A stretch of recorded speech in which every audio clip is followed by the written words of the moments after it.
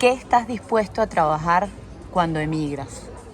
Esta es una pregunta para los migrantes, ¿no? Y quisiera que tú contaras la experiencia, la primera vez que te tuviste que enfrentar a hacer un trabajo que nunca habías hecho, porque bueno, había que sobrevivir, ¿no?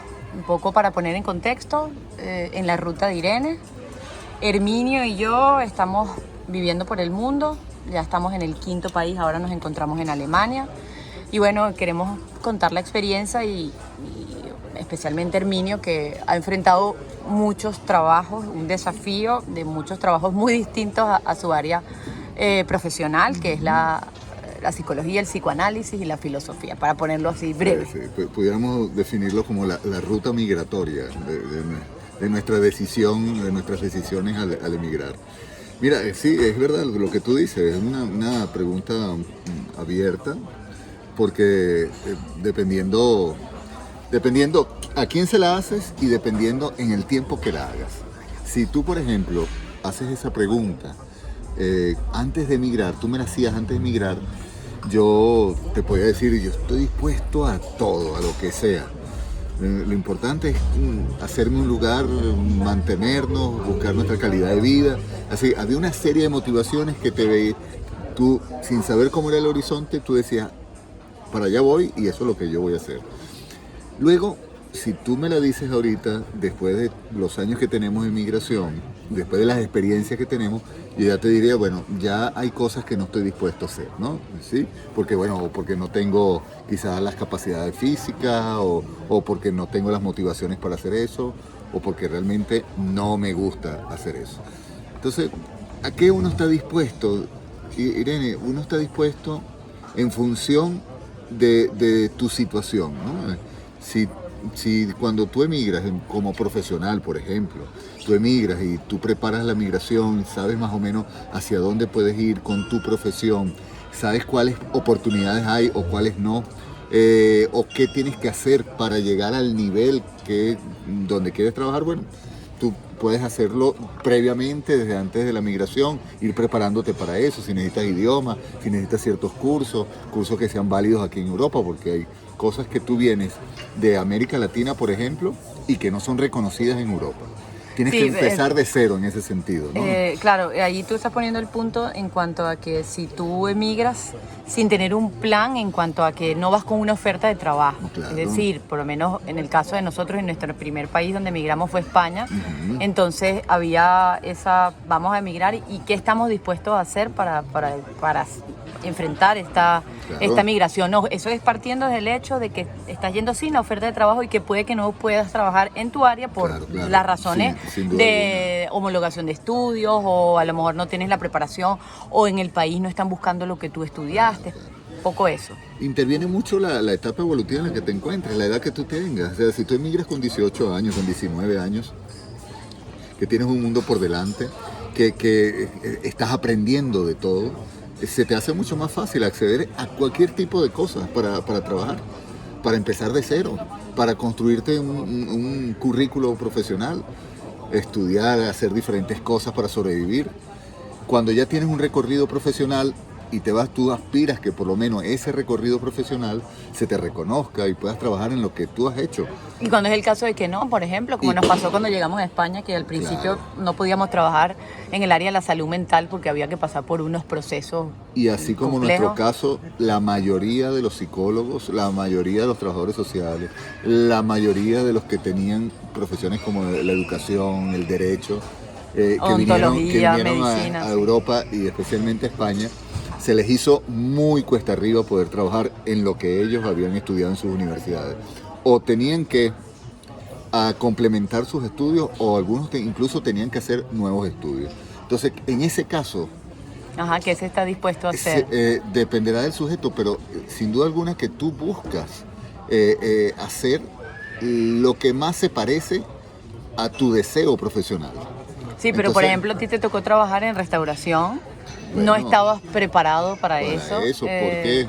¿Por qué? Porque estábamos en una España que creo que todavía continúa así, porque nosotros ahorita estamos en Alemania, pero por lo que uno escucha de amigos que todavía tiene ya y tal, pareciera que las condiciones económicas también sigue limitando las ofertas de trabajo. Hay todavía mucho paro laboral. ¿Qué pasa? Que tú estás dispuesto según la necesidad que tengas de sobrevivir. Si estás solo, bueno, tú estás solo, pues. Tú con un pan tienes todo el día y se acabó.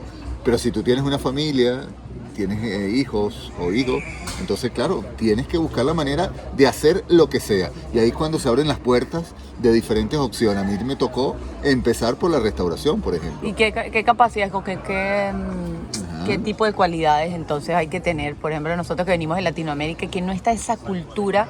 Por ejemplo, en España es bien conocido que los jóvenes desde el bachillerato o ya en la universidad comienzan a tener pequeñas experiencias en el verano con la restauración, porque es una cultura de la gastronomía increíble. Nacen con Pero para nosotros en Venezuela no todo el mundo. Obviamente tú vas a encontrar que de hecho el nombre es distinto. Se le dicen meseros, mesoneros, en España se dice camarero. Claro. Pero no tenemos eso. Los jóvenes no suelen ser el primer trabajo que buscan, vamos a trabajar el camarero, sino buscan otros tipos de trabajo. Entonces, ¿qué cualidades hay que tener? Y de hecho, la mayoría de las ofertas de camarero, de mesonero que se hacían, por ejemplo, en Venezuela, los hacían los españoles que sí. tenían sus restaurantes, los italianos, y algunos extranjeros, algunos sí, latinoamericanos, ecuatorianos, colombianos, peruanos. Es decir, el venezolano realmente, como no tiene una cultura así como, digamos, en España del turismo.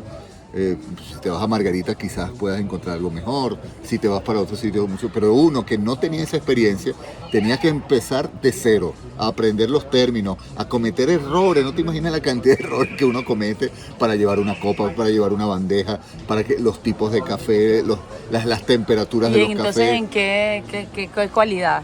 Centrándonos en qué cualidad se debe tener. Todos podríamos trabajar de camarero. ¿Qué cualidad tenías tú para que a ti te fuera bien trabajando en restauración sin haberlo hecho nunca en Venezuela? Mira, las ganas. Yo creo que lo primero es tener la actitud, porque si sabes que tienes que sobrevivir, tú tienes que echar hacia adelante como sea. Eso es lo primero. Tener actitud positiva para seguir hacia adelante.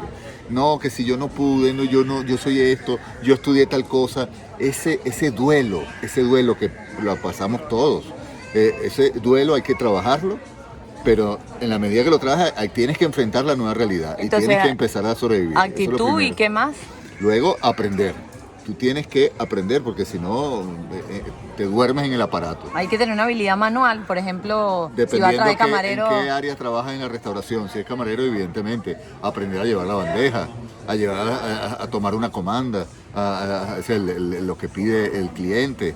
Luego, las formas, dependiendo del restaurante, dependiendo del sitio donde trabajas. Hay sitios que tienen ciertos niveles y te piden otras cosas. Cómo poner una mesa, cómo se atiende al cliente, al comensal. Es decir, hay unas cosas. Y luego, si trabajas en cocina, si te animas a trabajar en cocina, y las habilidades que tienes que tener, desde empezar a lavar platos y luego la disposición de horario. No te imaginas la capacidad que tiene que uno generar de aguante. Porque sí, sabes España, tú sabes la hora que comienza, pero no sabes la hora que termina. Es decir, y luego también enfrentarte con los clientes desagradables cuando eres camarero, o los jefes de cocina cuando son impacientes. Por lo menos a mí no me gustó trabajar en restauración en España. A ti te fue bien, a mí no me gustó. Yo siempre he estado con mucho cuidado de utilizar ese término de reinventarse. Eso de reinventarse. Uno es lo que es y uno trae lo que trae. Y a partir de ahí uno va adquiriendo nuevas habilidades, vas aprendiendo. Y sobre el terreno, a veces sobre la ola, tienes que empezar a trabajar y conocer un poco el país y hacia dónde tú tienes que ir para crecer profesionalmente.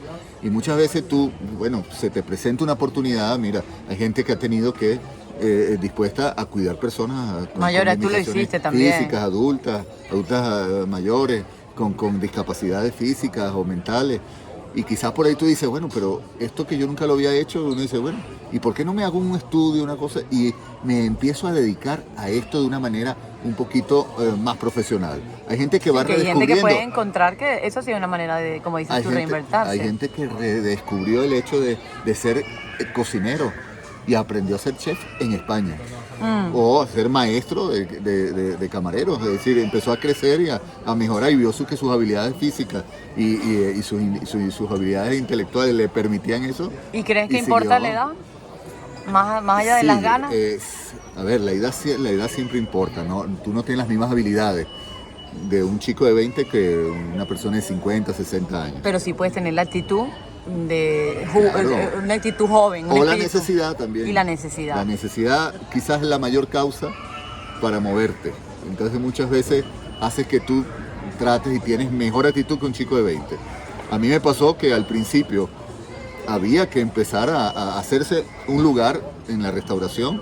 Yo empecé de muy abajo y yo tenía chicos a mi lado que tenían 20, 25 años menor que yo y no tenían la capacidad física ni las ganas de echarle un mundo al trabajo, a cuidar su trabajo.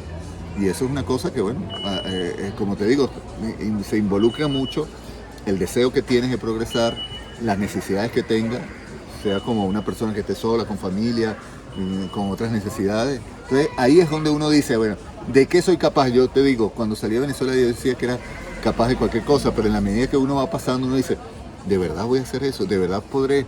Uno no tiene ni idea de verdad lo que se va a enfrentar. Al final, las circunstancias hacen que tú realmente te enfrentes a las realidades laborales que hay que enfrentarse y asumir los retos. Sí, hay que hacer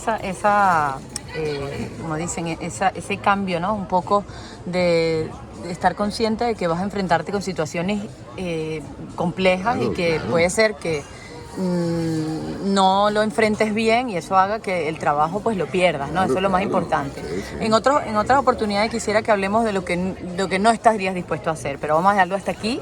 Herminio, por vamos a decir, esta reflexión que nos hace ir analizando los puntos más importantes de la migración y sobre todo lo que me quedo con lo que tú dices, el tema de la actitud. No hace falta tener grandes dotes para poder enfrentar, por ejemplo, el trabajo de restauración, el trabajo de cuidar personas mayores, el hecho de, por ejemplo, nosotros en el área profesional de la salud mental, pues, bueno, que teníamos esa habilidad de la parte humana, claro, de relacionarnos con otros y que eso podía ser un beneficio, ¿no? Estar a favor de que, bueno, la calidad humana, ¿no? En el trabajo, claro, eso es importante. A veces algunos se aprovechaban de eso y nos querían, pasaba muchas veces como que uno mientras estaba trabajando, entonces la gente decía, bueno, hazme de psicólogo también. No es el espacio, ni tampoco se puede mezclar una cosa con la otra. Pero bueno, aquí desde el sur de Alemania, en la ciudad de Hof, gracias por aceptar esta conversación y a los que nos están escuchando, gracias por estar ahí. Comenten y digan qué están dispuestos a hacer, a trabajar cuando migran o qué han hecho y a qué se han enfrentado. Hasta una próxima oportunidad. Chao, chao.